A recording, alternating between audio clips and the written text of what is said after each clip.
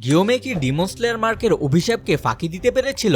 Major spoiler warning. আমরা already জানি কেউ ডিমন স্লেয়ার মার্ক আনলক করলে সে 25 বছর বয়সের বেশি বাঁচে না, কিন্তু কোকুশিবোর সাথে লড়াইয়ের সময় যখন গিওমে তার মার্ক ম্যানিফেস্ট করে তখন তার বয়স ছিল 27 বছর, যার অর্থ সে অলরেডি কার্সের লিমিট পার করেছিল। আর তখন কোকুশিবো তাকে সতর্ক করেছিল যে এই মার্কের কারণে সে সানরাইজের আগেই মারা যাবে, কিন্তু গিওমে শুধু তাকে ভুল প্রমাণ করে সানরাইজ পর্যন্ত টিকেই থাকেনি, বরং সে ছিল সেই ব্যক্তি যে মুজান কে ধরে রেখেছিল যতক্ষণ না সূর্যের আলো তাকে শেষ করে দেয়। কিন্তু মুজানের সাথে লড়াইয়ের সময় গিওমের বাম পা হাঁটুর নিচ থেকে কেটে যায়, যা তার মৃত্যুর একটি বড় কারণ হয়ে দাঁড়ায়। কিন্তু এখানে আসে আসল প্রশ্নটা, সে কি মার্কের কারণে মারা যায় নাকি সেই ভয়ানক আঘাতের কারণে? আর এর উত্তর হলো, যদিও ডিমন স্লেয়ার মার্ক তার শরীরের ওপর অনেক বড় একটি প্রভাব ফেলেছিল আর সে এখানে বেঁচে গেলেও কয়েক বছরের মধ্যেই মার্কের জন্য মারা যেত, কিন্তু শেষ পর্যন্ত এখানে আমাদের স্টোন হাসিরা গিওমের মৃত্যু হয়েছিল মার্কের কারণে নয়, বরং সেই গুরুতর আঘাতের কারণে।